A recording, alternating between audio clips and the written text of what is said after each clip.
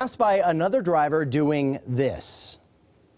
You know exactly what they're doing. Well, if you text while driving, you are 23 times more likely to get into a crash. Cell phone companies like AT&T are reacting, putting out videos, and one has almost 3 million hits on YouTube. Take a look.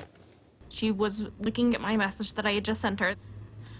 When she looked up, she had clipped the median on the left-hand side of the road. Her truck flipped. People will tell you over and over again, it's not your fault. But knowing that you were the person that she was talking to when she was killed.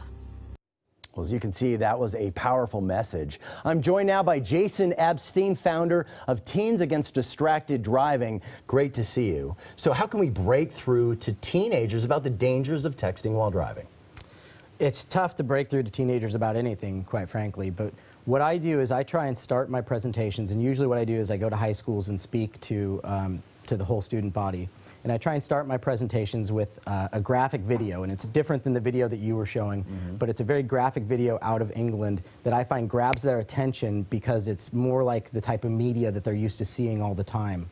After that, I try and hit them with some of the statistics, and you stole my thunder with one of them, 23 times more likely to be in an accident while texting. That's incredible. And the big surprising one is that the average time it takes when you send or receive a text message when you take your eyes off the road is 4.6 seconds. That's a long time when you're traveling 55 miles per hour. At 55 miles an hour, it's about 375 feet. Oh my gosh, okay.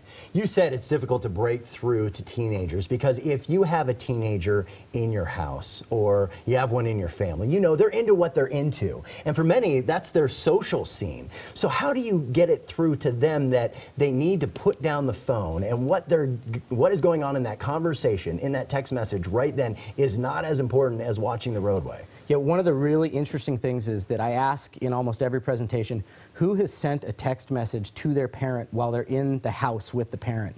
And the hands fly up. I mean, it's the way that teenagers communicate these days. So I find that the most effective way to get through to them is I bring the mother of a young girl who died in a texting accident in to speak. Wow. And she really, each and every time, rips her heart out and puts it all on the line for these kids and tells them how hard it has been for her to lose her daughter. And her other daughter comes and talks about how hard it's been to lose her sister. And that's a message, when it's not coming from me, it's coming from firsthand someone who had the loss. I think that hits home. Yeah, hear directly from someone who's been impacted. 36 states have banned texting while driving. Another 6 have banned novice drivers, teenagers, from texting while driving.